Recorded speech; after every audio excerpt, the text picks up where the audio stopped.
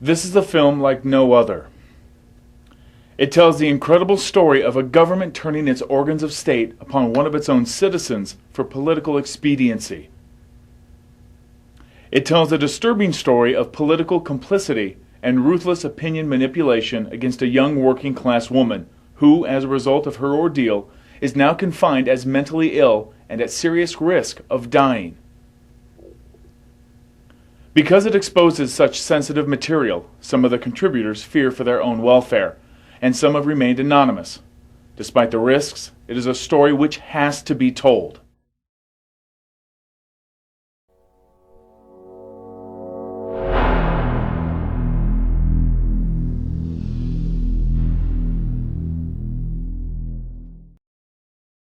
It is important to briefly set the scene.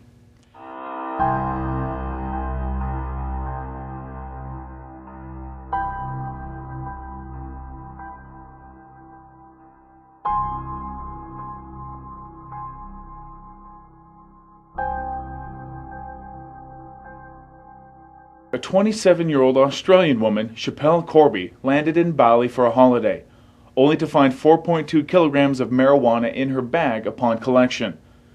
A nightmare began which is scarcely believable.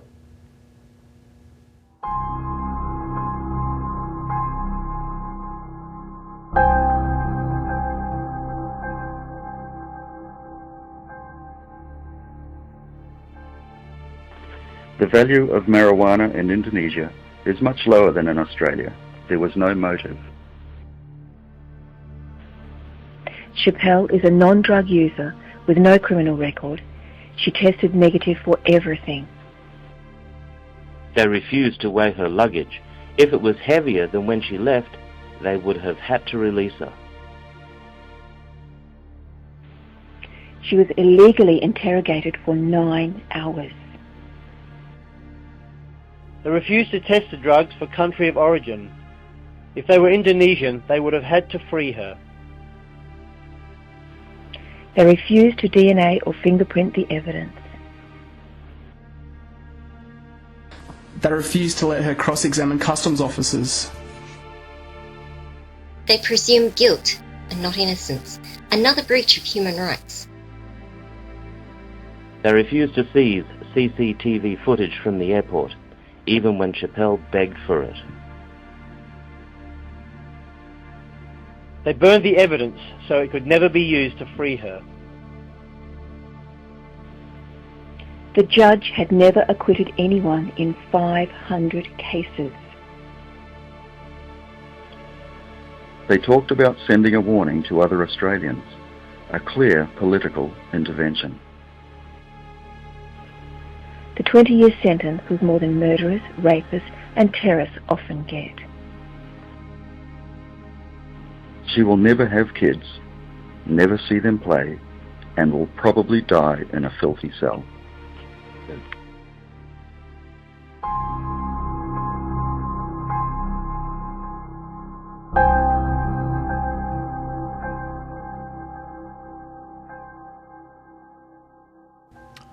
What happened next? While Schapelle Corby deteriorated in a squalid cell, her government clinically managed the political fallout of these events at her terrible expense. For the first time, this film exposes the reality of what has previously been hidden from the public. It exposes what happens when an individual's human rights conflict with strategic political need.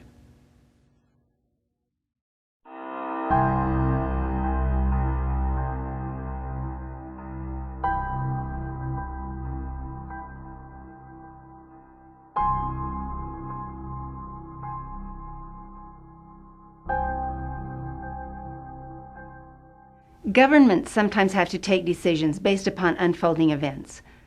Back in 2005, the Schapelle Corby story was explosive. It was all over the media and was attracting comment by politicians in both countries. It was shaking the cultural divide and was beginning to create political friction and difficulty. Further, This was political difficulty between the two parties of a strategic relationship. Corby case puts strain on Australian-Indonesian relationship. Losing the plot with Indonesia. Howard's Neighbourhood Watch. Relationships between the neighbours keep getting worse.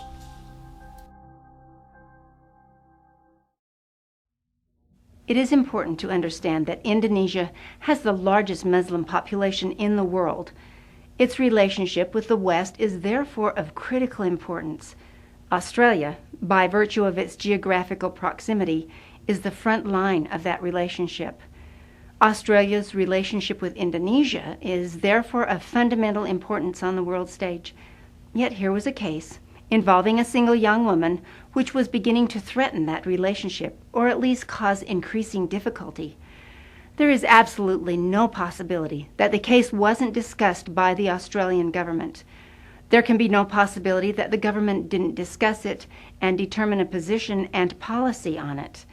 Not to do so would have been a blatant lack of due political diligence. The political hierarchy of Australia had to have a position and had to manage the case from a political perspective. I don't think that this can seriously be disputed. Will Corby be the splinter in the Oz-Indon relationship? Australia and Indonesia in mortal danger. Australia-Indonesia relationship under severe strain. A dangerous gulf between nations. Diplomats put on backlash alert. In terms of functionality, it would be the following. John Howard, the Prime Minister, Alexander Downer, the Foreign Affairs Minister, and Chris Ellison, Minister for Justice and Customs, who, of course, AFP Commissioner Keelty reported to. Those are the holders of the roles you would expect to be involved. Obviously, there would probably be others, too. Regardless, the outcome of the internal political debates which took place is clear enough. The government prioritized the strategic relationship with Indonesia ahead of Schapelle Corby and her human rights. At a purely political level, that is, of course, understandable. At an ethical, moral, and human level, it is frankly appalling. In the case of Schapelle, it was decided early on by our government that in order not to offend Indonesia, in order to appease Indonesia, that they were willing to sacrifice an Australian citizen for the sake of political expediency.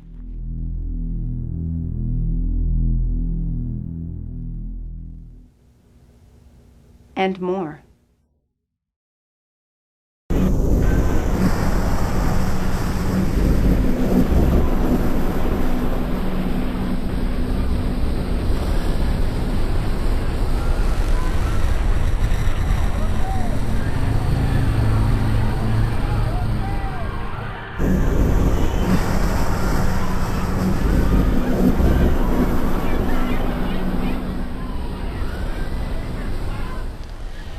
The Schapelle Corby case arose just 2 years post 9/11. The impact of public focus on the huge-scale criminality at Australian airports would have created serious problems for the Australian government and its ministers. The impact of focus on the huge-scale criminality at Australian airports would have caused serious problems for commercial interests such as Qantas and the Sydney Airport Corporation Limited. An innocent Schapelle Corby would have created this focus.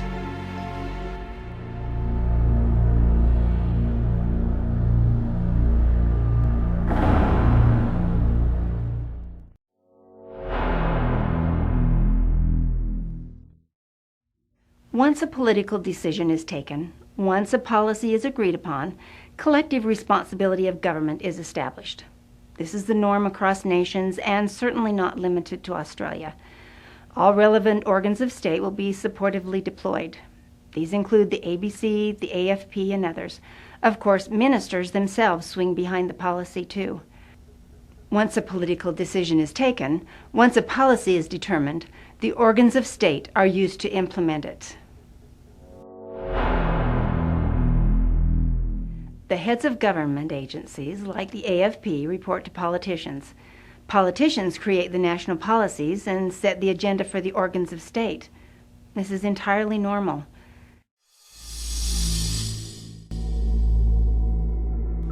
In 2010, a document emerged regarding Schapelle Corby, showing that orchestration across departments even included strict control of external communications. Let's examine how each of the major government departments were deployed against Schapelle Corby. Think the time fits the crime. It's political porn. Let's make more money, more. What justice do you feel? She's fair game, caught in a bullshit deal. She's like having her eyes wide shut, her hands bound in the razor wire. She's like having her eyes wide shut, her hands bound in the razor wire.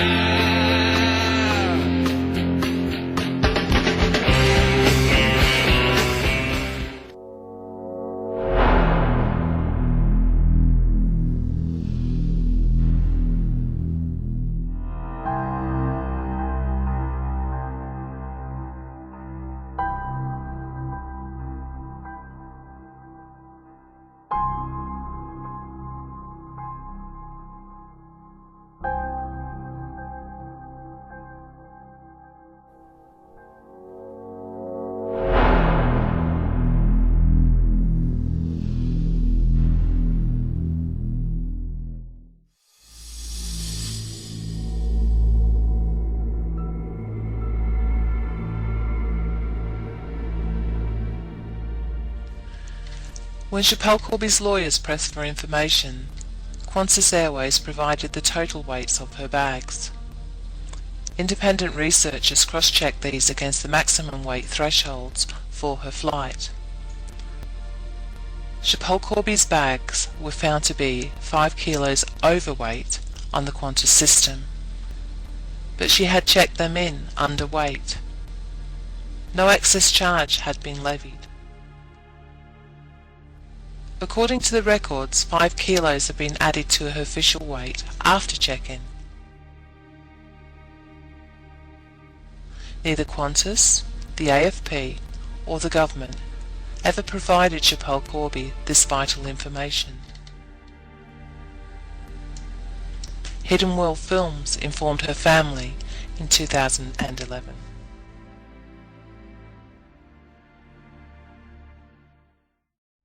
It's important to set the context.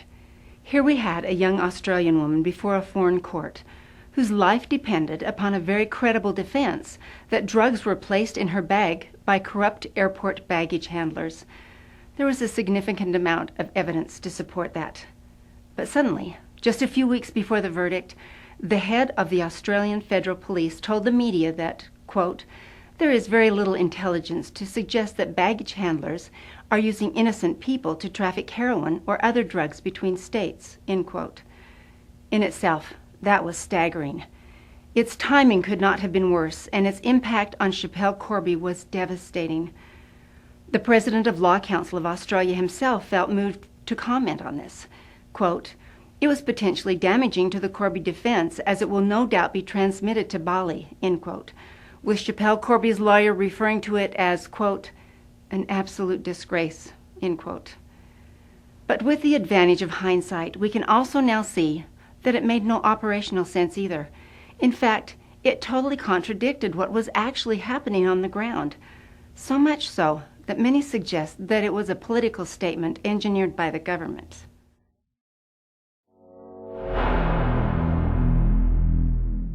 For a start, the AFP, via an operation known as Operation Mocha, were actually in the process of investigating the very thing which Schapelle Corby's lawyer was suggesting.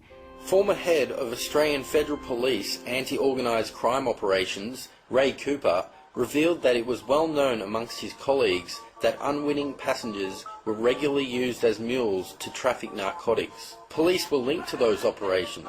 There were narcotics, particularly cannabis, being moved from airport to airport by syndicates, and the baggage handlers were playing a key role in it. These dates, investigators revealed of the Operation Mocha drug bust, were based on the work rosters of the corrupt baggage handlers at Sydney Airport. That very exact same day, Schapelle Corby flew from Brisbane to Sydney, then on to Bali. 4.2 kilograms of cannabis were discovered in her boogie board bag at Nurai Airport, Bali.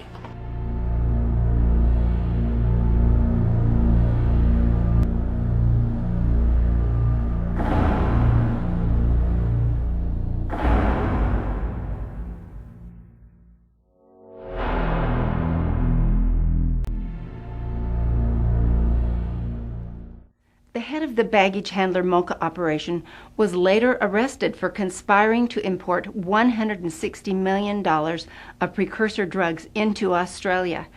So we also appear to have corrupt police on the scene, another development for which the parameters and boundaries were unknown. Now the arrest of a top Australian drug investigator. Mark Standen was arrested at his desk over a conspiracy to produce $120 million worth of the drug ice.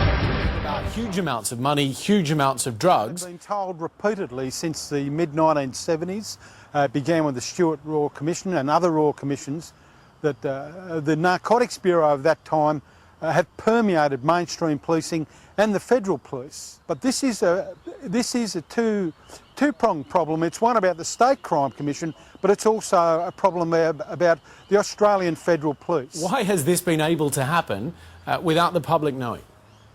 Well, you'd have to ask your media colleagues that, because there's been no shortage of attempts to let the media know. There's been no shortage of information. This was one of the biggest drug-related operations in the history of Australian policing, and Mr. Keelty was well aware of it when he made that statement. He must also have been aware that the full parameters and boundaries of the airport drug syndication ring were unknown. So even at this level, his statement surely verges on the ridiculous from an operational perspective.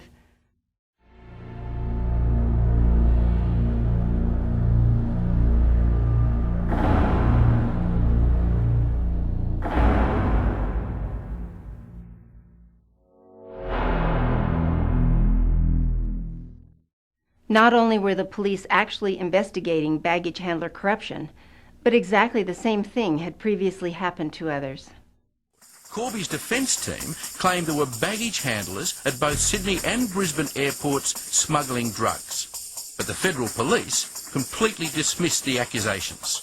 Then came the bombshell. The same thing had happened before. But this Melbourne couple were lucky enough not to be searched by Indonesian customs. In June 1997, 8 years ago, Dee and Steve were unpacking after their flight to Bali when they were stunned to find a large block of compressed marijuana in their luggage. When we got to the motel room, my wife opened up the case, yelled out my name. I turned around and she had a package of marijuana in her hands, probably similar to the size of a loaf of bread. Just a big plastic bag, and it was all quite firm and packed. The Melbourne couple reported their find to an Australian consulate official in Bali, and his response left them stunned. Give me the bad news. He goes, well, you get caught with that, mate, and you'll be eating nosy goring for the rest of your life in jail. And he suggested that I just flush it down the toilet, flush the whole lot down the toilet, get it out of my possession, and don't go to the authorities under any circumstances at all. And their call was confirmed by the Australian consulate last week, after their story became public.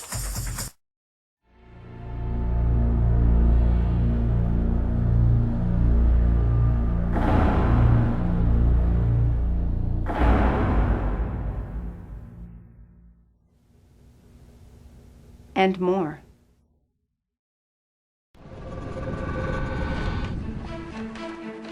Alan Kessing never wanted to speak out about anything until he wrote a report damning the security at Sydney Airport. When the report was leaked, the damage went all the way to the top. Alan Kessing, bag packed, ready to go to jail for leaking a confidential report about slack security at Sydney Airport. It all began when, as a top customs investigator, he was selected to research dangerous holes in security at Sydney's airports. But 2 years later, when Kessing's confidential reports were leaked to the media, he was charged and tried. Found guilty of whistleblowing, Kessing was convicted under the notorious Commonwealth Crimes Act.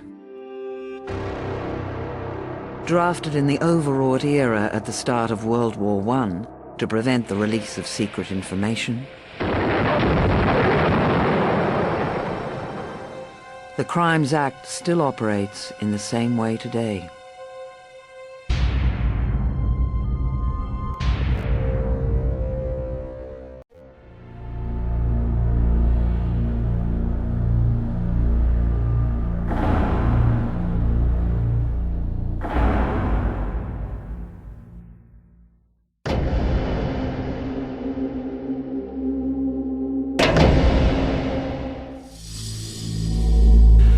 What we were proposing by pointing out all the failings, that it was going to cost the airlines and more to the point the privatised airport corporation big bucks to rectify.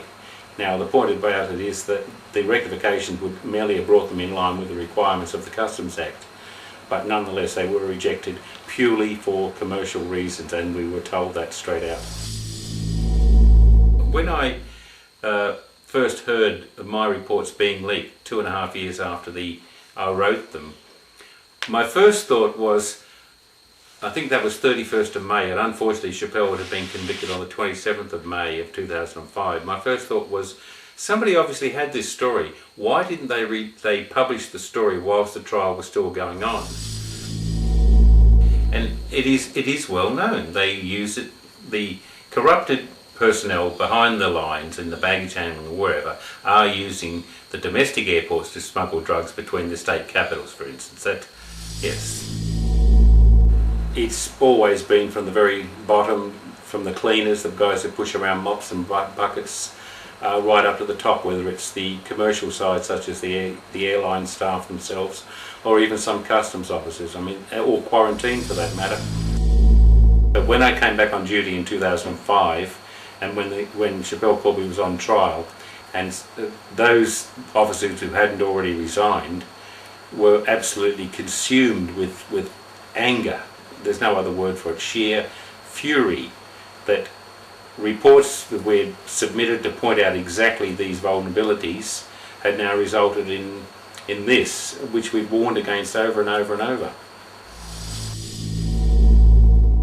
It's just a disgrace from beginning to end, the fact that this information was well known to customs officers and AFP for years, as is demonstrated by the occasional busts reported in the media in the late part of 2004 and the early part of 2005, showing imports of drugs using corrupt handlers or corrupt staff at the airport, and yet you can make a statement like that when somebody's life was in the balance over in Bali. It's just outrageous.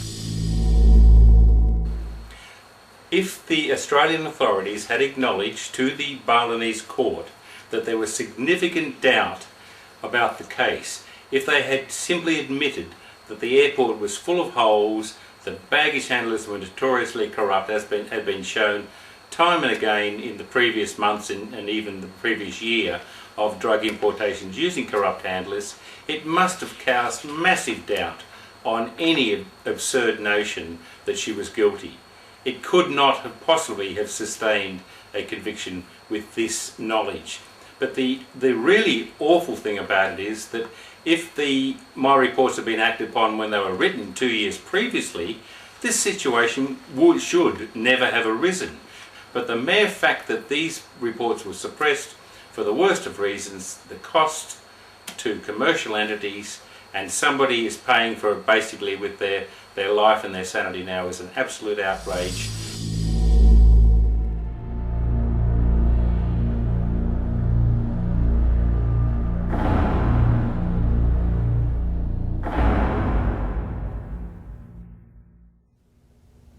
And more.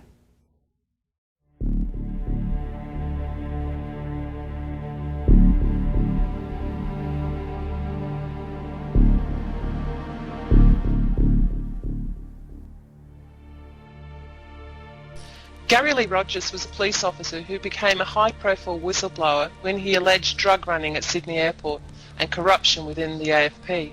He predicted that he would be murdered because of what he had discovered.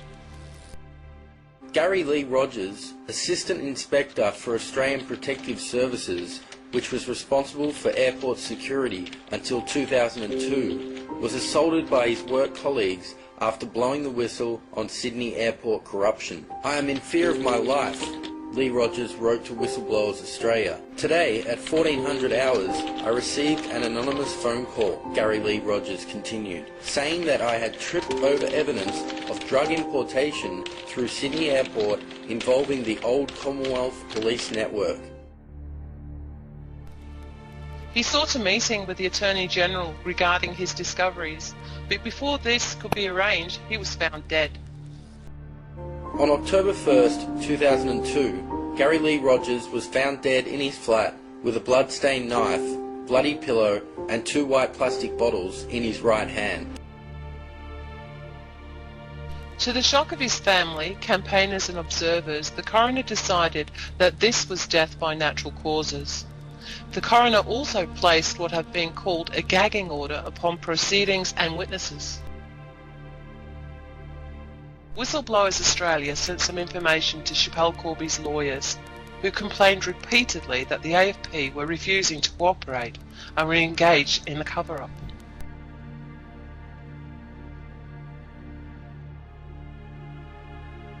Whistleblowers Australia directly referred to Commissioner Kelty's apparent hostility.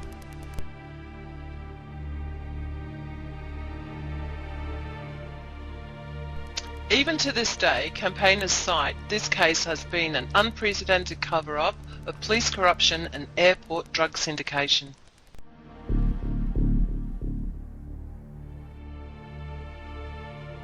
Then there are the Ray Cooper revelations.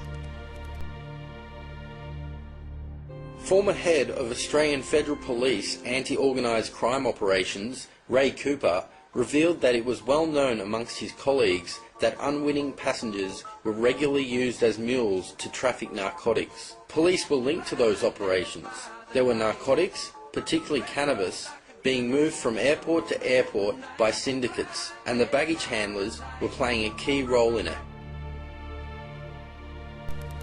Ray Cooper, former head of the operations of the AFP Internal Investigations, revealed that it was well known by the AFP that unwitting passengers were being used as drug mules to shift drugs between airports. He also revealed that his investigation suggested that some federal police officers were in league with the smugglers.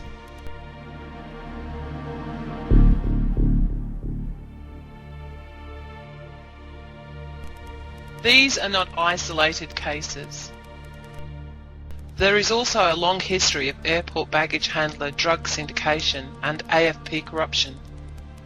Wayne Sievers was a member of the unit at the time. You had theft of drugs, you had people running with criminals, you had prosecutions that were compromised, you had a range of corrupt activities. The most recent allegations of systemic corruption came from former federal detective Alan Tashak, who claims a long-standing cell of corrupt federal detectives has been ignored. He began an inquiry only to have it shut down and handed over to the Sydney office where corruption was endemic. Is to discredit the informants and cover up the AFP's activities in Sydney. Many observers believe that the government's political motive was not only to avoid international difficulty with Indonesia, but also to avoid scrutiny of the AFP and airport corruption, with its inevitable domestic political fallout.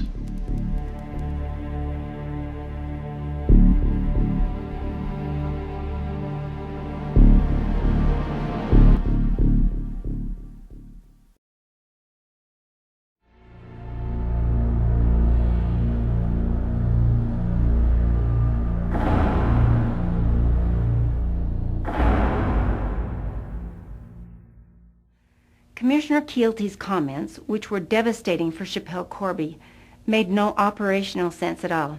In fact, they conflicted with operational reality. But politically, they made every sense.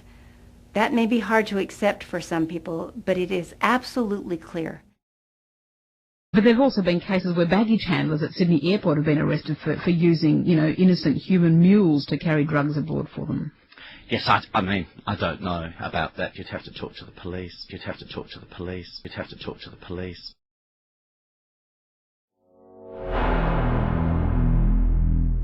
And two other operational points on the AFP.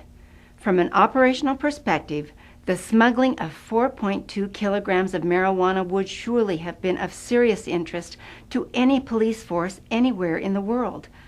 But there was no investigation, no raids on the Corby home, no arrests in Australia, nothing. How could this be? Perhaps the answer is that they knew she was innocent. If the Australian government really believed for one moment that marijuana was being sent from Australia to Indonesia, they would have had to have gone to Schapelle's home and searched it, and searched a car. And they didn't do any of that. Police actions usually speak louder than words. The complete absence of a police investigation could only mean that they already knew the source of the marijuana and that it wasn't Schapelle Corby or her family.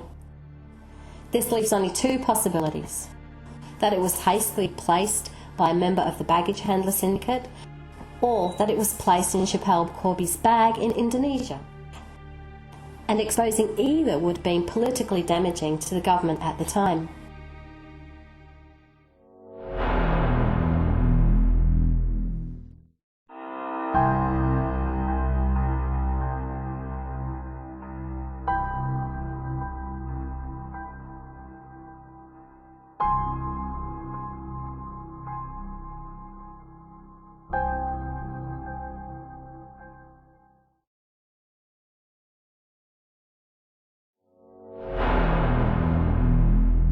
Then there are the missing CCTV tapes, which Schapelle Corby begged for, but which the AFP were unable to provide.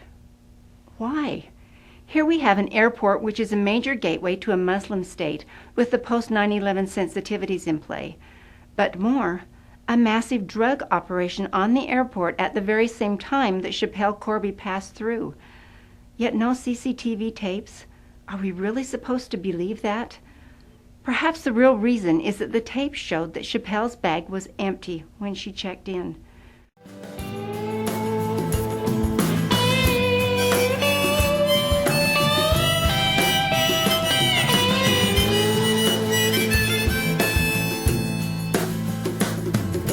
High up officials, detectives of the force, they knew earlier on why the girl was going to court.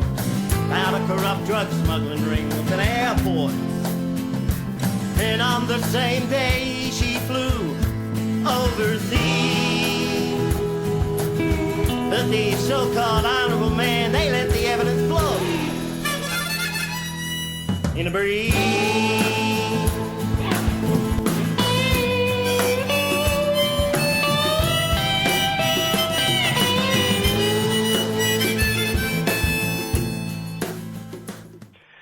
Well, the Transport Minister took 9 months and arrogantly dismissed my questions, refused to answer them, and refused to indicate who was even responsible for the security cameras at Sydney Airport. In fact, he did a Pontius Pilate, Alex, and washed his hands and has now passed the poison chalice to Senator Ellison. Labor backbencher John Murphy and a spokesperson for the Justice and Customs Minister Chris Ellison told AM the minister was unavailable for comment, but he is considering a response.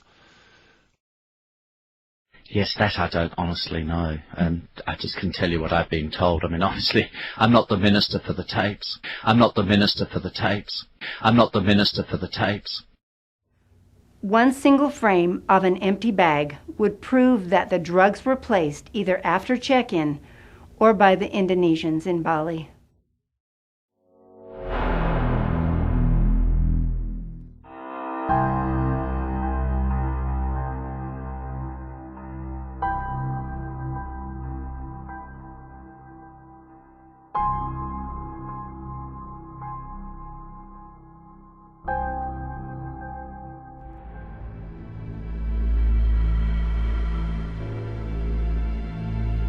Any police agency in the world would have an interest in the source of 4.2 kilograms of marijuana.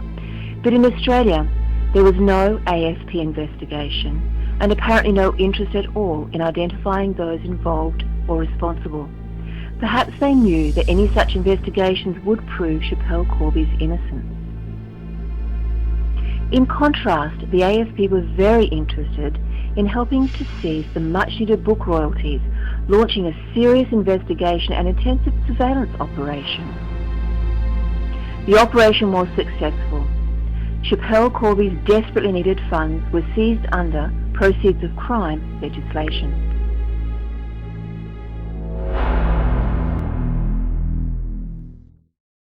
In December 2005, the police leaked a bogus story that photographs had been found which implicated Schapelle Corby in criminal drug activities prior to her arrest. The reality was that a petty criminal was one of many Australian tourists who had their picture taken with Schapelle while she was actually on remand in the Bali prison.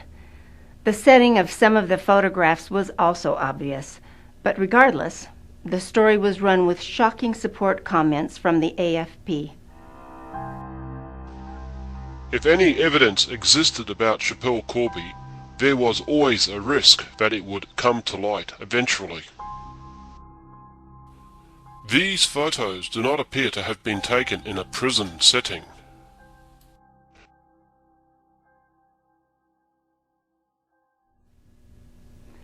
The truth, however, eventually emerged.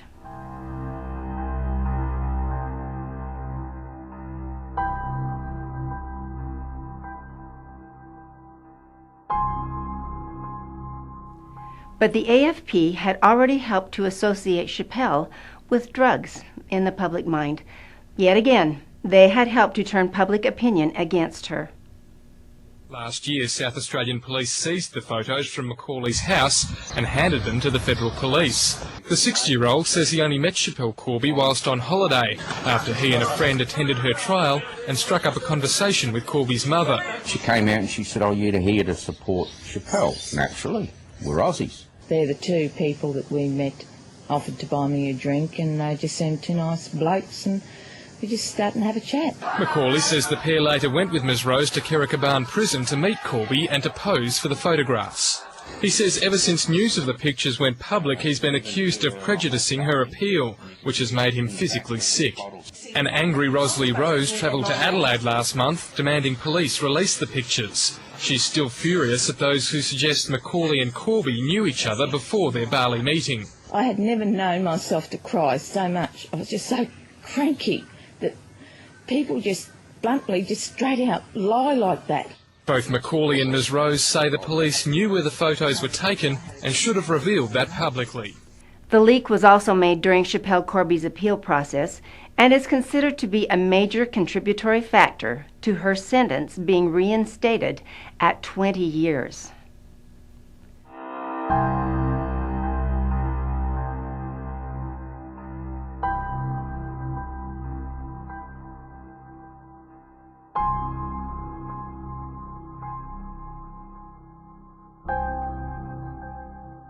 Schapelle Corby found out that she was back to facing 20 years in Corby jail last night, but her lawyer visiting the prison today said she was still shattered by the rejection of her final appeal. Both men blamed the Australian government and Federal Police Chief Mick Kelty for the appeal loss, saying that the emergence of photos showing Schapelle Corby with another accused drug trafficker had influenced the judges. No action was ever taken against any police officer as a result of this extremely damaging leak of false information.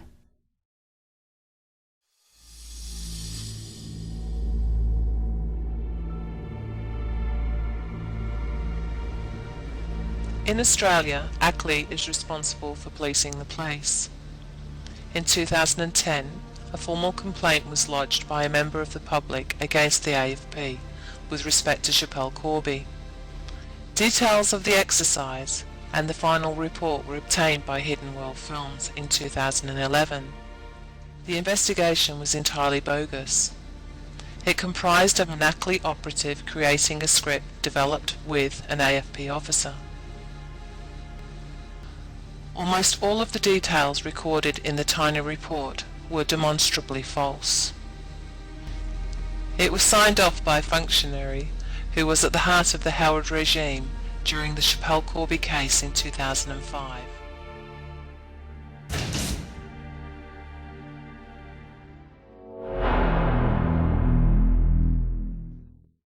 Both the lack of the AFP investigation into the source of the marijuana and the missing CCTV footage clearly indicate the innocence of Schapelle Corby. Whether the marijuana was placed by baggage handlers or by the Indonesians in Bali, the political implication is huge.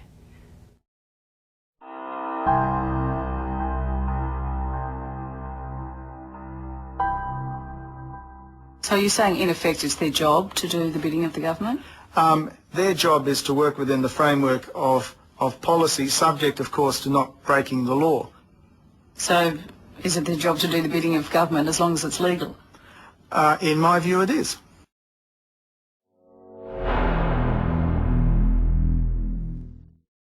We have hugely damaging and ridiculous statements. We have missing evidence. We have repeated failures to investigate. We have leaking of false information to the media.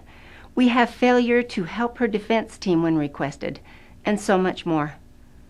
Given the sheer volume, it is hard to see how this could be considered to be anything other than a political campaign against a citizen in desperate need of help.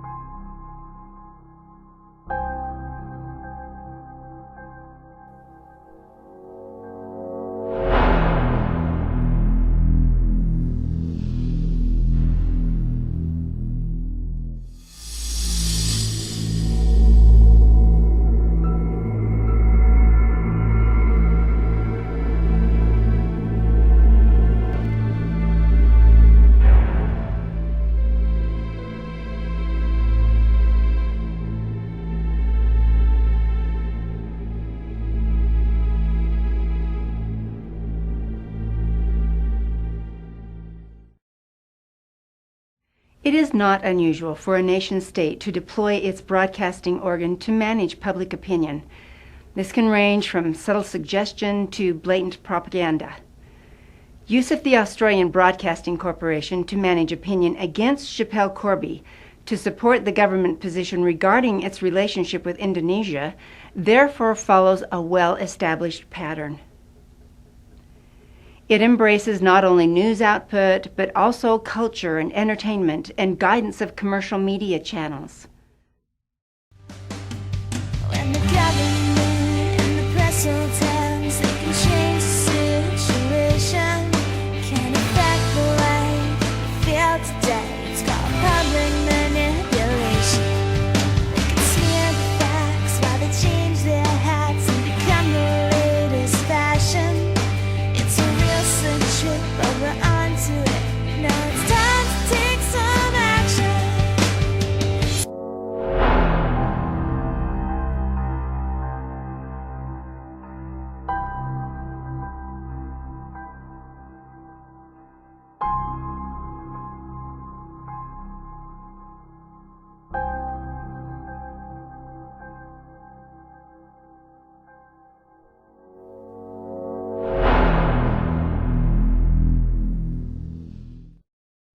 Government orchestration of commercial channels is primarily conducted through direct political contacts and perhaps through the ASIO.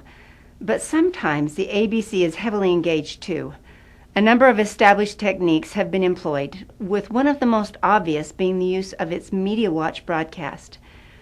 In May 2005, when the public had directly viewed the reality of the Schapelle Corby case for themselves, almost the whole of the Media Watch broadcast was dedicated to an assault on the commercial media. It made a range of staggering allegations against them, including being bought, feeding xenophobia, and slavishly following public opinion in supporting Schapelle Corby. It even defended the foreign system, which had so clearly abused Schapelle Corby's human rights. The message to the commercial media could not have been more clear. The requisite nature of future reporting could not have been more clearly indicated.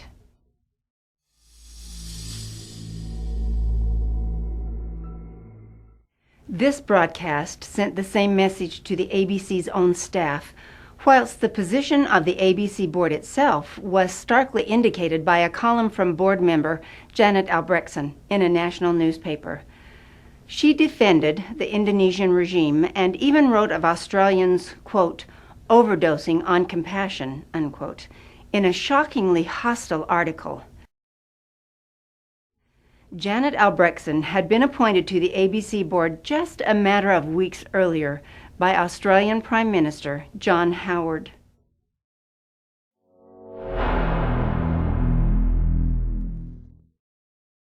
Another tried and trusted method to influence opinion is through humor and entertainment.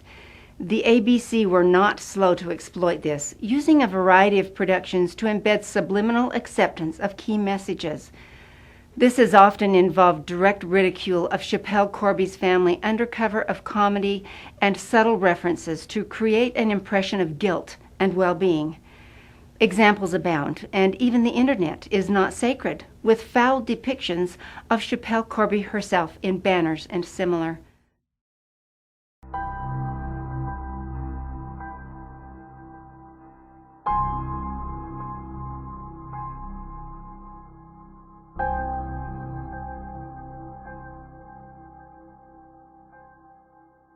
Today, tonight are on Jodie's side. And the current affair are on Mercedes' side. And to represent these two, we've chosen these cheap, dim-witted dogs.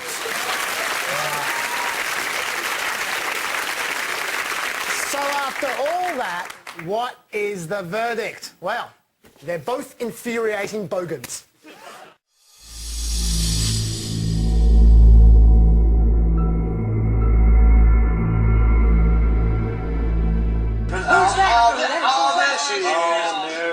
Queen of the Bogans. And the last image was Schapelle Corby thinking about what her postal vote would be. The biggest problem was when she got the Senate paper, she tried to make a rollie. Bag of weed. Okay, 4 kilo bag of weed. Number 2, how can we make Schapelle Corby feel better? Oh, is she a bit blue? She is. She wants to come home. The Prime Minister should be helping. He's not. She is in prison. That does go with the territory, doesn't it? That is true. Maybe we could smuggle in a bong.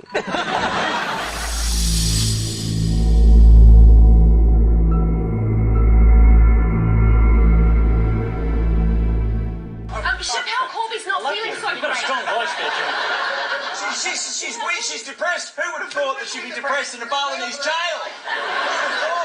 She'll be able to get back to her smuggling job a lot sooner. Schapelle is laughing, not because of the reduction. She just does that a lot lately.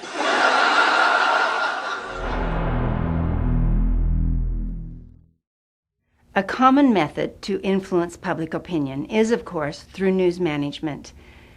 At the ABC, this has involved extremely hostile and aggressive interviewing of Schapelle Corby's family. While I have you on the phone, though, can I just get some of your other stories have been really factually wrong. I just don't believe you at all. I think you're just letting them say whatever they like without investigating. And it's really damaging. I just don't believe you for a second. I think you're a liar. Well, Schapelle, at the end of the day, Schapelle is in a final appeal, and things like this that are wrong. Yeah, and you guys are all lying. At the end of the day, you're just lying. And excuse me. And ultimately, you guys are responsible for her situation. Excuse me, how dare you? And intrusive research into her dying father under cover of other stories.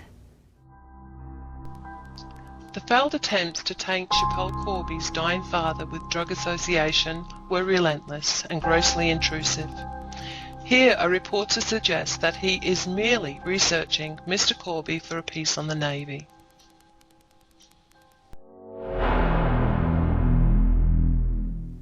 Despite using these appalling methods, they uncovered nothing of substance. Yet they still broadcast false allegations and smears and presented them as fact.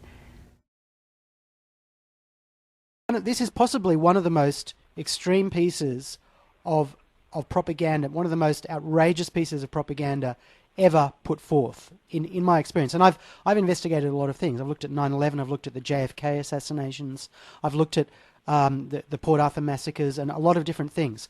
This really tops the lot. Having inflicted the damage, the ABC were eventually forced to apologize, but in a wholly inadequate and obscure slot.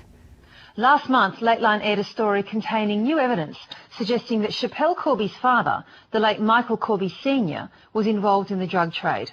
That story should have made it clear that these were allegations, not facts, and for that we apologise.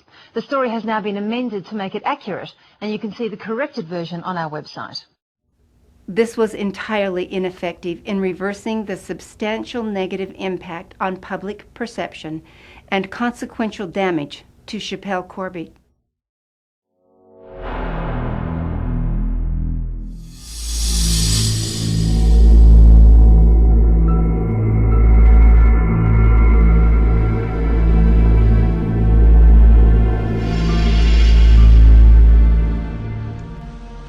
In Australia, dead men cannot sue. When Schapelle Corby's father died of cancer in January 2008, it opened the door to exploitation and fabrication on an unprecedented scale.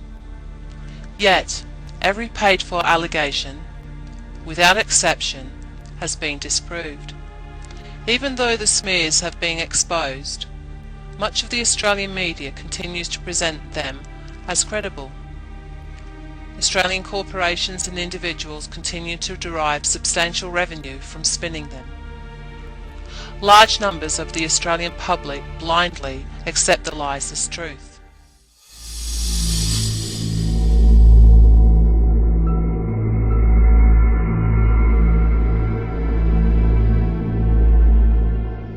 First, the conspiracy to ruin Schapelle and Mercedes Corby. And a TV program prepared to pay a small fortune for the privilege. It may be just showbiz and ratings again for Today Tonight, but it's real people they hurt. The Seven Network has been judge, jury and executioner, potentially damaging not only Schapelle's legal defences and future hopes for clemency, but defaming her sister Mercedes. After 4 weeks of hearings, Channel 7 and Today Tonight's outrageous claims have been exposed for what they are. A desperate grab for ratings at the expense of truth. I really hope that in future, Today Tonight, think hard before broadcasting attacks and lies about somebody. Never seen them smoke a joint? No. Ever seen them have dope in their house? No. The godmother of my son. I trust her. I love the girl. She's beautiful. The whole Corby family. They're a beautiful family. For Jodie to do this, it's not good. Did Today Tonight then embark on a vendetta against the Corbys? Just a couple of months after the first interview, they lured Mercedes to a confrontation with Jodie and reporter Seymour. Their bait on this occasion was an outright lie. Despicably, the investigator hired by Seven claimed they'd obtained useful documents from a government official who had died in the Garuda air disaster. While the muckraking continued in Australia, in Bali, Schapelle remained in jail. Don't you feel you're being totally ridiculous with those stories? Not at all. How do you feel?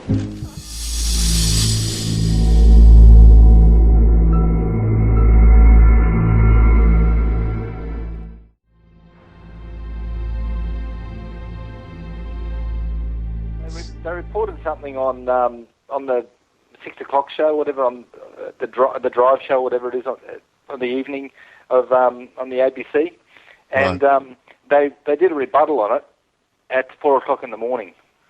Oh, really? They apologised for their story at 4 o'clock in the morning. Is that when they broadcast the apology?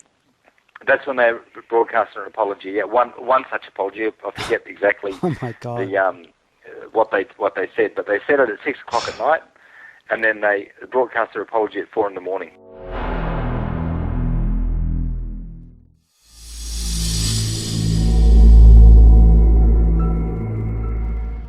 In 2011, the private investigator contracted by Australian television networks on the Schapelle Corby case broke his silence. It is, and I believe that he was paid by several others as well. But they don't always pay directly. Quite often the payments are made via third parties, i.e. someone like ourselves. We're instructed to make the payments. Yeah. And all of the networks were happy to throw lots of money at it, yeah. Oh, anything to do with the name Corby. But once again, we investigated that, spoke to many, many people, and there was no link between Macaulay and any of the Corbys whatsoever. Phone records were checked, dating back 8 years, and there is no way that Macaulay knew the Corbys. He's just lying. But none of them went anywhere. Not one single one. And we followed all of these. Yeah, and you guys were actually wanted as much dirt as you possibly could rake up on the Corbys, yet you still didn't strike pay dirt, as you would say. Exactly. When they were filming the Corbys, did they ever find anything that suggests the Corbys were involved in drug smuggling in their covert operations? No, never. Never? Never. Never. There was nothing, and there was never one shred of evidence that ever came out that pointed us in the direction of drugs, Corbys, ever. You're telling me that you told the television station that Kim was telling lies, and they chose to ignore your advice and still ran with the story? That's correct, yes. I went into quite a bit of detail, and that was disregarded. I did caution them. I told them that Kim was telling lies. I was encouraged to forget that. How did you feel about that? Well, it compromises us to the people that we work with. All of a sudden they're saying, well, don't do your investigation properly, tell lies. And the hardest part with all these lies that they are telling is getting the media to print the truth. Why do you think they don't want to expose them? Is it because they actually created them? Look, that's a fair point. That is a fair statement, actually. I hadn't looked at it like that, because they've actually created them. And more.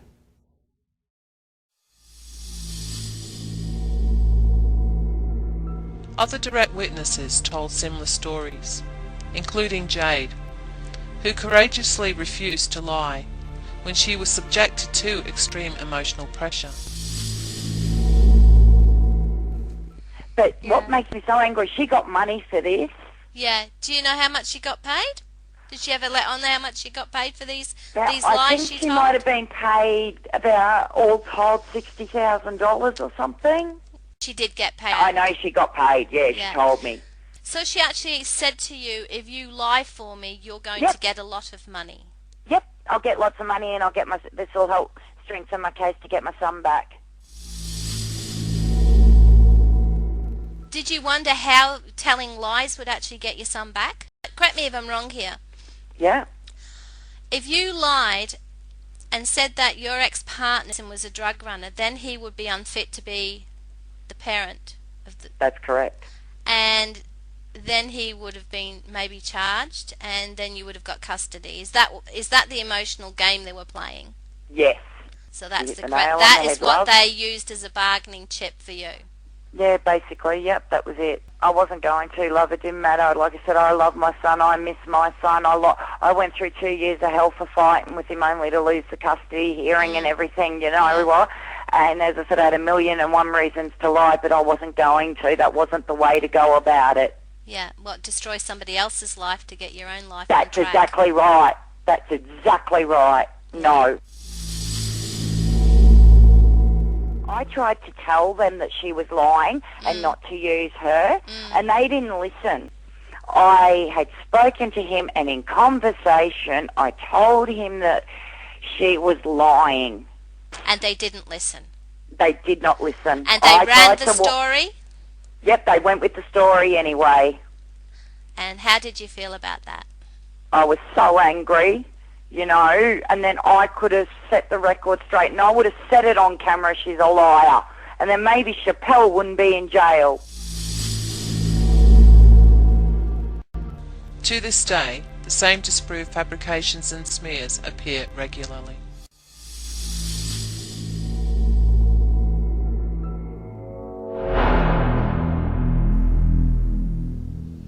And more. A common method to influence opinion is through repetitive use of damaging terminology. The ABC and the media in general consistently use the term convicted drug smuggler Schapelle Corby, with its dark connotations and endorsement of the shocking trial. Convicted drug smuggler Schapelle Corby. The convicted drug smuggler Schapelle Corby. Convicted drug smuggler Schapelle Corby has... Convicted Bali drug smuggler Schapelle Corby. Convicted drug smuggler Schapelle Corby. This is illustrated by searching Australian news sites on a variety of terms.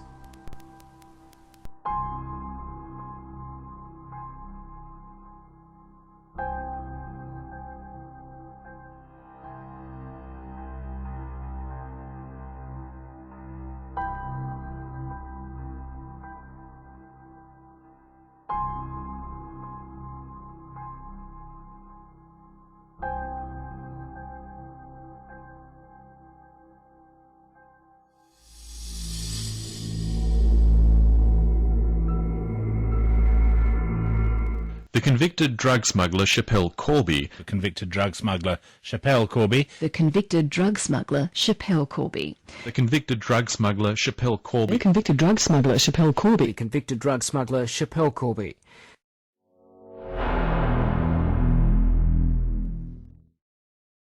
At the same time, the ABC has repeatedly censored news which might prove to be helpful to Schapelle Corby and which might engender public sympathy or support.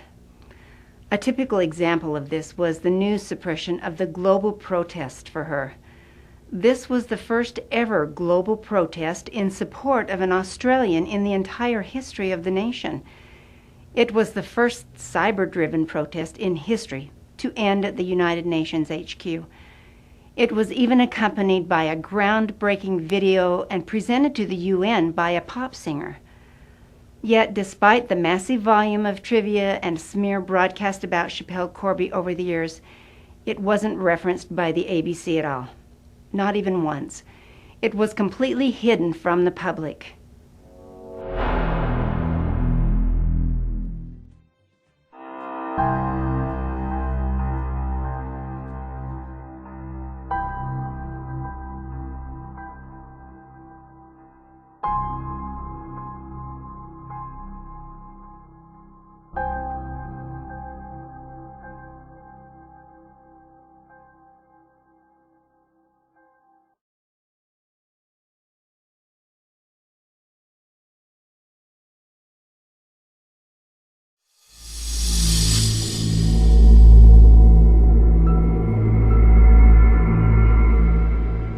Over a period of years, the government has funded trips to Jakarta for dozens of journalists. These have been referred to as indoctrination trips. Many have returned to produce extremely hostile stories on Schapelle Corby through the ABC, Fairfax Media, and others.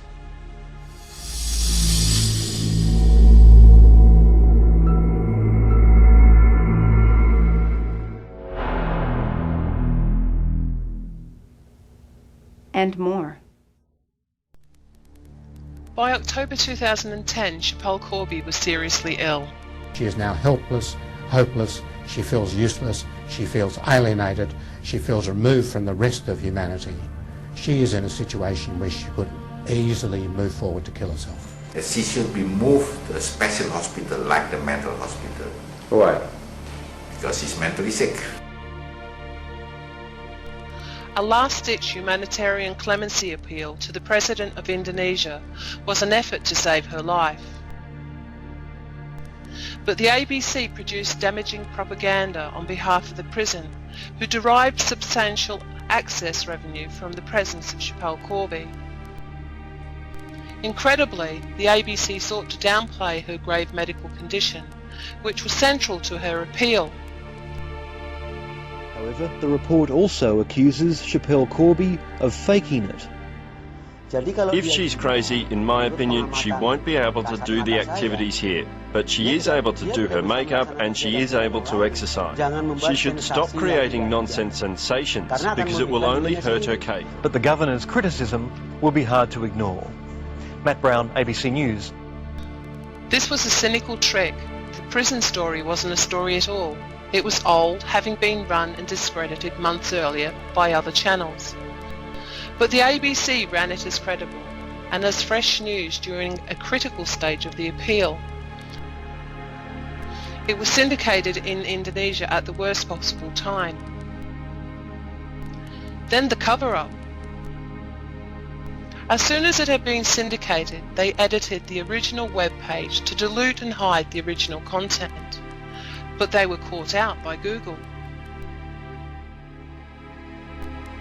With Schapelle Corby's life in the balance, the ABC had acted directly to tilt the scales against her.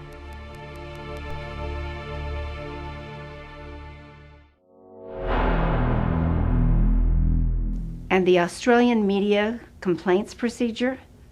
This is limited to individual broadcast, which effectively prevents scrutiny of wider and serious issues. And of course, the Complaints Authority itself, a government agency.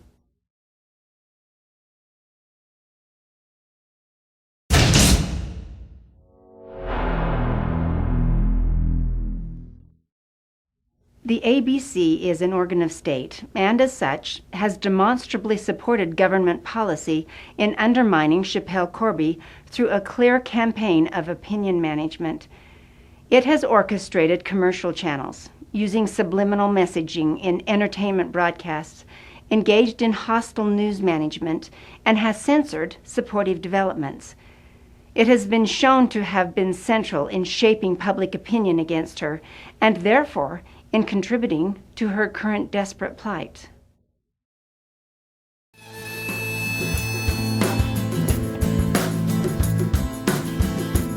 TV and the newspaper and the magazine play their higher volume sales game.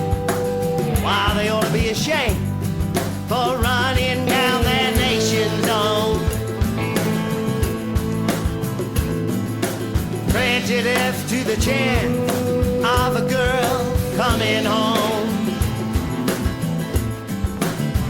but then for twisting the truth, the media is well known.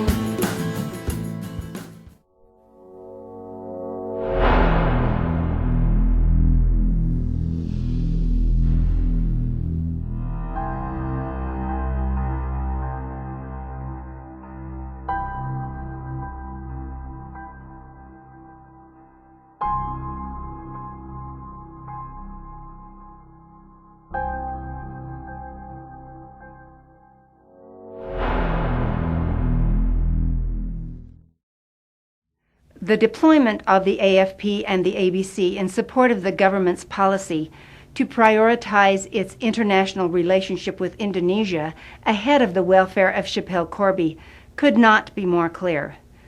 However, government policy is equally applied across all relevant departments and areas. This includes those less visible to the public. Despite having a lower profile, examples of this do sometimes manifest in the public arena. One example of this was the seizure of Schapelle Corby's book royalties. These were intended to meet her enormous legal costs, enable a legal challenge, and pay for her mother to continue to travel from Australia to visit her. Yet, incredibly, Schapelle Corby was deprived of these vital funds. Now this girl writes her book, telling about her injustice case, while clinging to her innocence, full of hope and faith. that our government's turned a deaf ear, saying, oh, it's just a proceed of crime. Well, I say, what kind of injustice do we got going on here? Do they think that we're blind and we cannot see the dirt on their hands?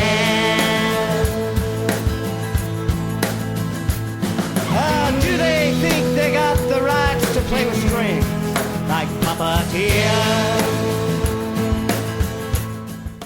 For the first time in Australian history, legal action was taken to seize book royalties under, quote, proceeds of crime, unquote, legislation.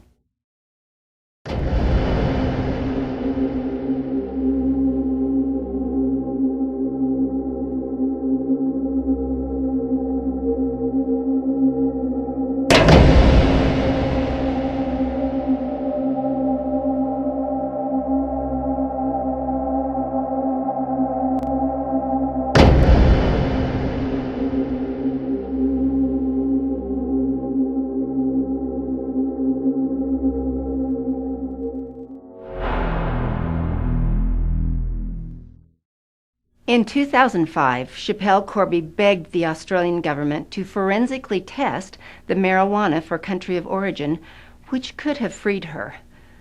Despite having treaty provision to do so, they refused to act. But Howard was a lawyer, like John Howard's a lawyer. He knew what was going on, and yet time and time again they kept on saying that they had no influence with the Indonesian courts.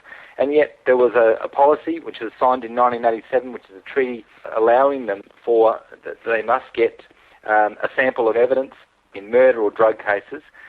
If they apply for it, then it must be given. And the Australian government kept on telling the Australian people that they couldn't interfere. Well, they weren't interfering. They had every right to. The AFP could have asked for a sample, and they had every right to ask for that sample of marijuana. Police turned it into a public bonfire, burning the items Corby was carrying when she was arrested in 2004. They included her boogie board bag and the 4.2 kilograms of marijuana customs officials found inside it. We don't have a chance anymore to bring this evidence to the court when there is extraordinary. The evidence was destroyed on the orders of the Supreme Court.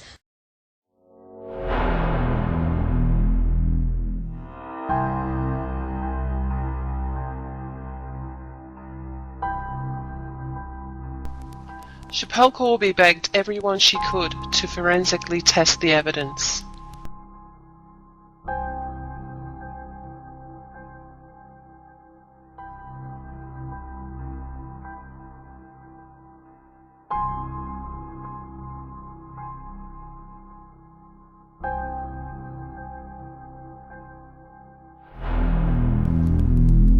But the government later represented this reality entirely differently.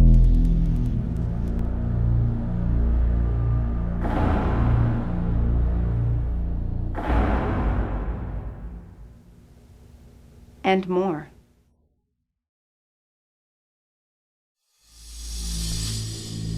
The Freedom of Information Act is intended to allow citizens to have access to information in possession of their elected government. In 2009, a test request was made for information relating to the AFP's dealings with the Indonesian National Police with respect to Schapelle Corby. Having exhausted all means of delay, the AFP FOI team eventually provided blank page after blank page and admitted blatant censorship. However, the rationale provided for this censorship was revealing in itself.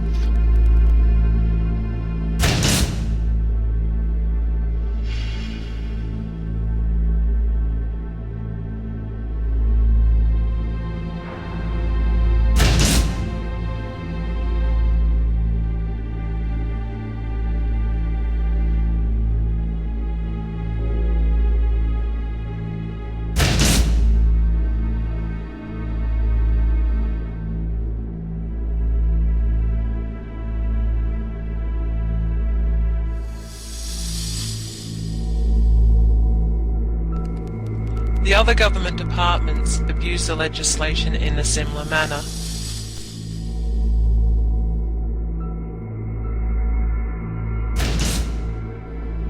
the Department of Foreign Affairs and Trade,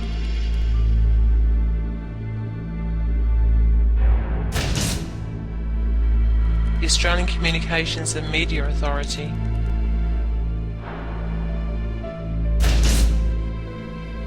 the Australian Broadcasting Corporation,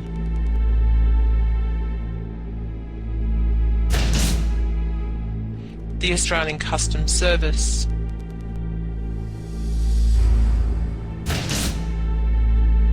the Director of Public Prosecutions,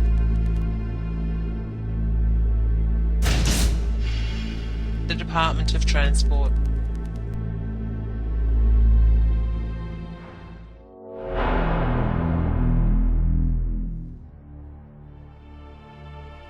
For the Australian government, Schapelle Corby's 2006 appeal presented another political hurdle. It is now clear that the Australian government's fall guys for this situation were always intended to be the soft target of her Indonesian lawyers. This avoided confrontation with Indonesia, exposure of systemic AFP corruption, and any blame for themselves. The Corby family were pressed into accepting what was presented as help: the services of an Australian QC named Mark Torwell. What transpired was shocking. Mark Torwell QC caused huge damage to Schapelle Corby's chances. He told the media that a member of Schapelle Corby's legal team had sought government money to pay bribes. This acute antagonism of the Indonesian legal system had predictable results for Schapelle Corby in the Indonesian court. We've had, at her appeal, it is alleged that an Australian government-appointed Queen's Counsel made public statements that were not beneficial to Schapelle's case, in fact were blatantly detrimental to her case.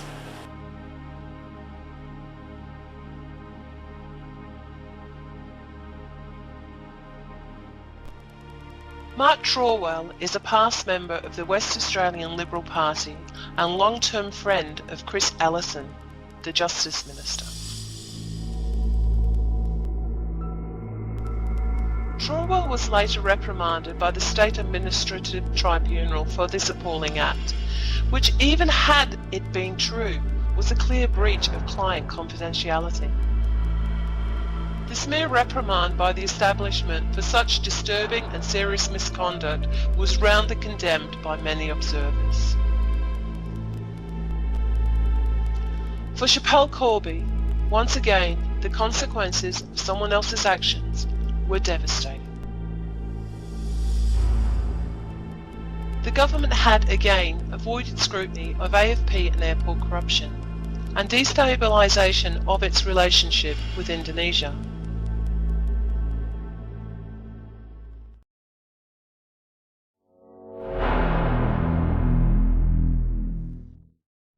Between 2001 and 2005, there were 360 white powder hoaxes in Australia. On average, that is one envelope containing harmless powder every few days. This commonplace type of incident attracted no or little comment from the government and little media interest. In June 2005, one such envelope arrived at the Indonesian embassy. The note in the envelope contained no reference at all to Schapelle Corby. It was even written in Bahasa and not English. The powder was basically flour. The government's reaction was staggering as they seized upon it instantly. Foreign Minister Alexander Downer referred to it during the afternoon as, quote, a biological agent, unquote, with Prime Minister Howard blaming, quote, murderous criminality, unquote, on Schapelle Corby supporters. At 6:35 p.m., an email from the National Manager of Intelligence with the Australian Federal Police advised the Minister for Justice that, quote, Gram bacilli is a commonly occurring bacteria, unquote, stating that there was no hard evidence that it was dangerous. Instead of immediately correcting their highly damaging statements, the government allowed the original stories to roll, with headlines across the world attributing blame to Schapelle Corby's supporters for a biological attack. Protests for Schapelle Corby were abruptly halted as the public were alarmed at association with terrorism. The government had successfully undermined the emerging support movement. To this day, they have refused to say where the term, quote, biological agent, unquote, came from. They refuse to explain why they didn't refer to the non-English note and non-reference to Schapelle Corby. They refuse to explain why they didn't reference the hundreds of other harmless powder incidents. They have never explained why they allowed the false story to roll around the world when they could easily have corrected it at the outset.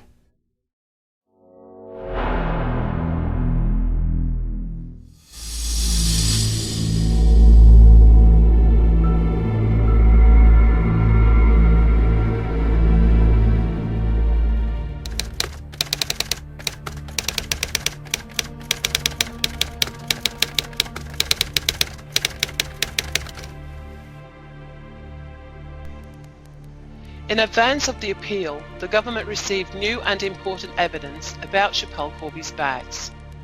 They were informed that there was no record of the boogie board bag on the Sydney International Airport system. The other bags were all recorded normally. There was no screening or other record for this one bag. No record of it at all. But Schapelle Corby's lawyers had only been told there was no data. They were unaware that this only applied to the boogie board bag, that there was now cast iron evidence that the boogie board bag was treated differently behind the scenes. The government realised that this evidence was important.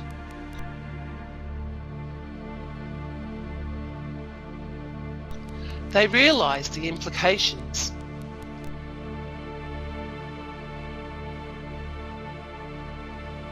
The Minister also asked AFP Commissioner Keelty what amounted to, "Who else have you told about this?" Neither Schapelle Corby or her lawyers were ever made aware of this evidence. It was never submitted to a court. It remained hidden until revealed to Hidden World Films in October 2010.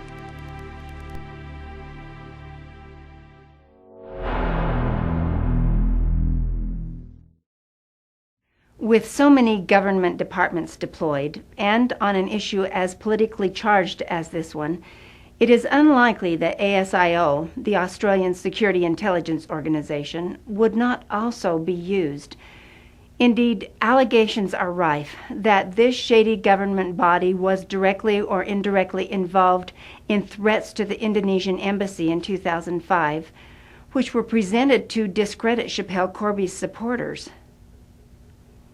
Others suggest that even to this day, they actively monitor and take steps to fragment supporter groups.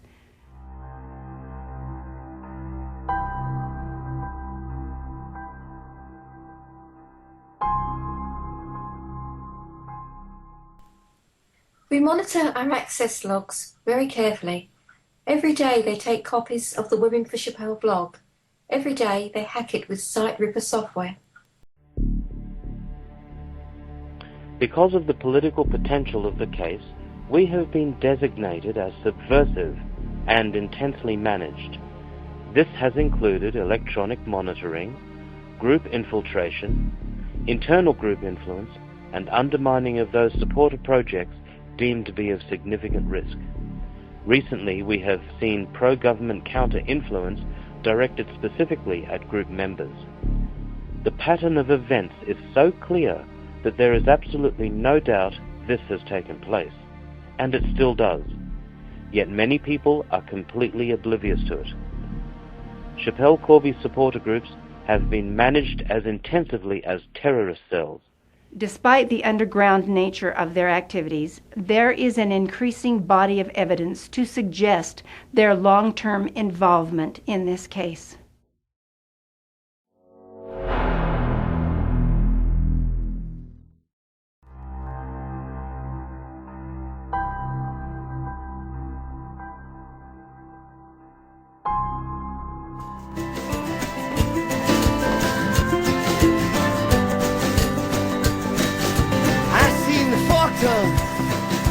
They were the ones who kept fires burning, never acknowledging then that they were hurting. They're all blinded by dollar notes, agendas in their eyes. On behalf of the Corby family, I have many times made complaints to the Commonwealth Ombudsman regarding various government agencies. Throughout, the Ombudsman's Department have dodged, delayed, evaded. They have failed to take any of the complaints seriously.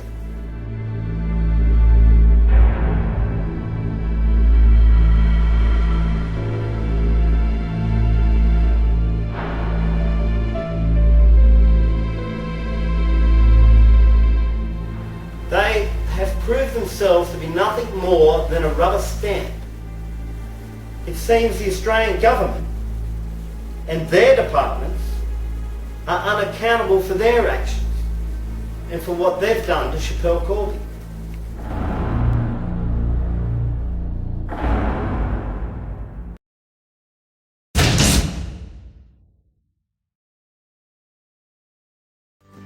And I hope that one day they look into the mirror and they are haunted by all the people left to rot in shackles and chains.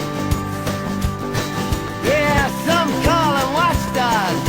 Ha! I call them useless, toothless, dogs of shame.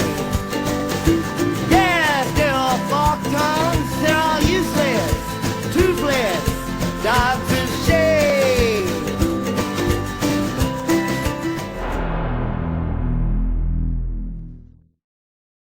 Then there is the never-ending list of statements from senior politicians and ministers, ranging from unhelpful to extremely hostile and damaging. Here are just a handful of them.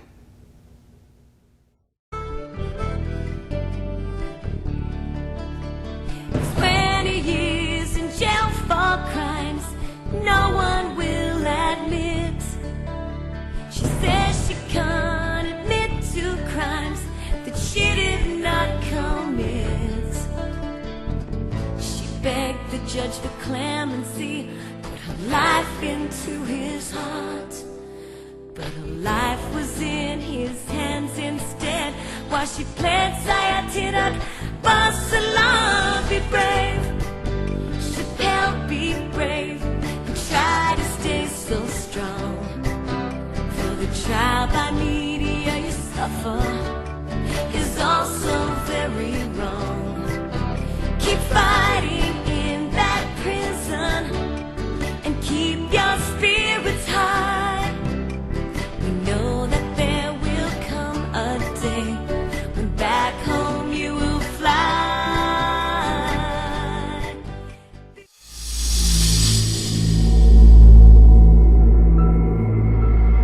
In September 2011, files documenting dozens of breaches of Schapelle Corby's human rights were submitted to the Australian government and to over 100 MPs and senators.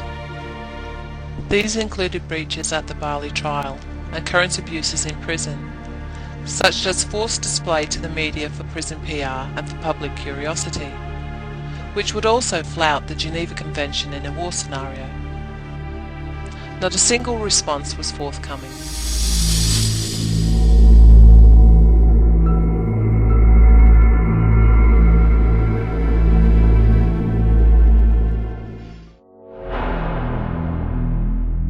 So you're saying, in effect, it's their job to do the bidding of the government?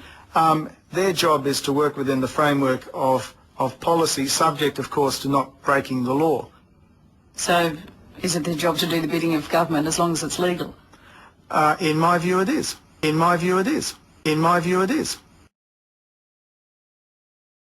There can be no doubt that in 2005, the Australian government took the political decision to protect a political relationship at the terrible expense of Schapelle Corby. As with all government policies, all the organs of state were deployed to support it and were lined up directly against her. The effects on her have been devastating.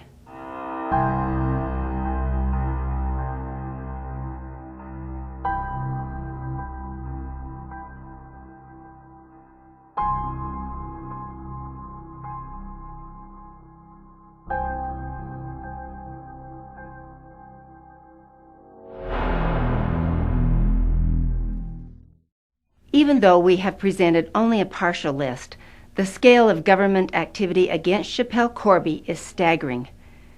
It is also important to understand that when a government sets the tone and agenda for an issue, the establishment and large commercial interests within that nation invariably adopt a supportive position.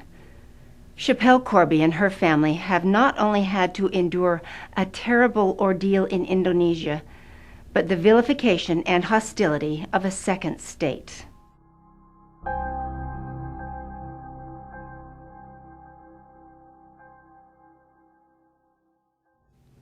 This shocking truth is finally starting to emerge. But with Schapelle Corby now suffering serious health issues, it may well come too late to save her life. Well, if you're the kind that feels unsure, why not sit alone and let the dingo call? Your memories of a wrongful conviction from years before. Injustice takes away destination paradise. There's an Aussie girl doing time. Obama's a pardon for crime. Injustice takes away destination paradise.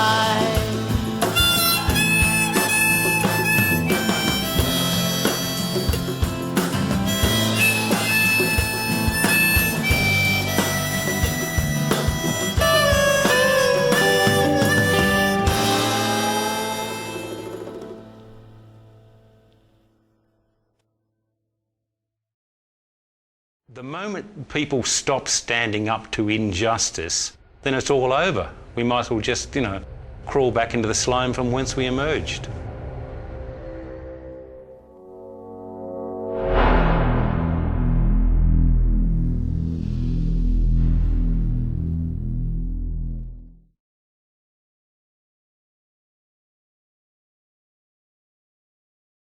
"2007 saw a change of government in Australia. But there was no change of policy priority. The new government has apparently abandoned her too. So it's all to see the result, down under an arms, and shall carry right that we've got a cause. Do you know Schapelle Corby? Well, she's from us too. Johnny Howell was a coward. Now it's all up to you. The Corbys say they've lost patience with Kevin Rudd. They say when he was opposition leader, he promised to do everything he could to further Schapelle's cause. Now that he's Prime Minister, they say their letters go unanswered. In Bali, Mark Burrows, 9 News.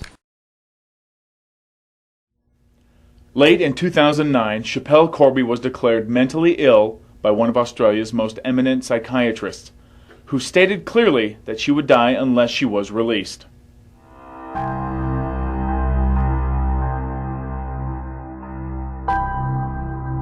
Dr. Jonathan Phillips, former president of the Psychiatrists Guild of Australia and New Zealand. She is now helpless, hopeless, she feels useless, she feels alienated, she feels removed from the rest of humanity. She is in a situation where she could easily move forward to kill herself. She should be moved to a special hospital like the mental hospital. Why? Because she's mentally sick.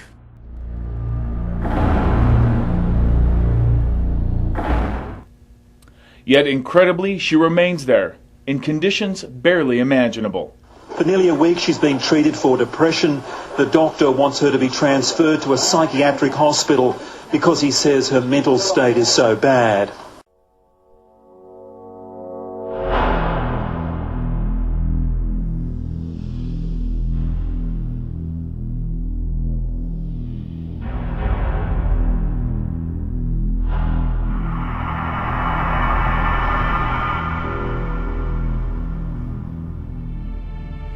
Schapelle Corby is suffering prolonged mental torture, and for her to be kept in the place that's caused it is beyond cruelty. Her life is in serious danger. When I saw her, I was shocked. She looked much older, and she did look ill, and certainly nothing what I was expecting. Those questions, I knew straight away that something's not right, that she's a sick person. She gets bullied, she gets treated like no other prisoner in there. There was something like 800 and she gets treatment like no other prisoner there. She definitely gets treatment that's meted out to her.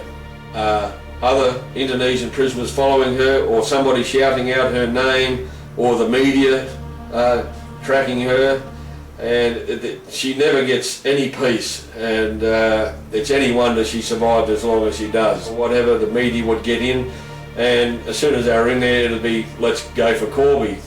They weren't in there for the other reasons at all. They were in there solely to harass Schapelle Corby and get pictures of her and sell to the media back in Australia.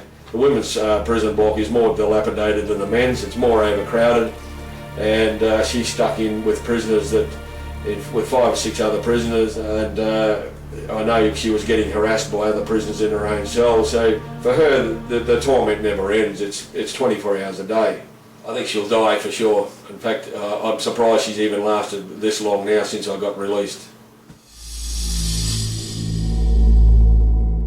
2 months ago, just days before her 34th birthday, Schapelle Corby broke into a prison drugs cabinet and consumed everything inside. Her first drugs overdose. Her family praying. Corby spent 2 days on the floor of her cell, her inmates afraid to raise the alarm. No doctors, no hospital. By the end of the week, her condition had worsened. She'd taken a week's worth of her own prescription antipsychotic drugs, meant to be guarded and administered by a trusted cellmate. 2 years ago, Schapelle was diagnosed as insane, depressed, psychotic and at risk. He clearly is looking at death as in many ways a preferable option.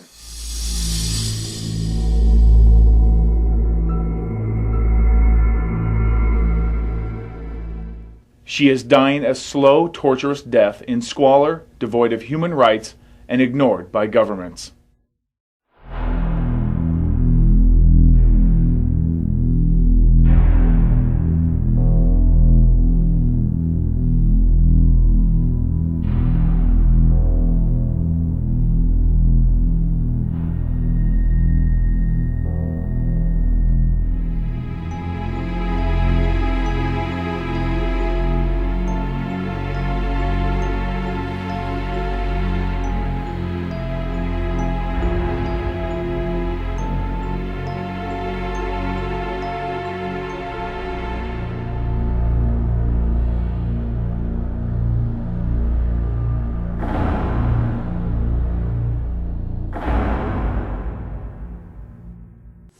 I don't know how long I can survive in here.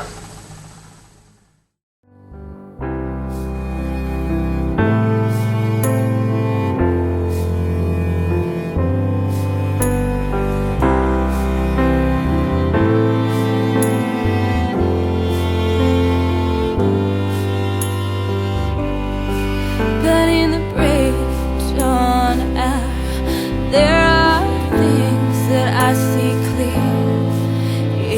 Invisible visions that ears can't hear, and still in awe it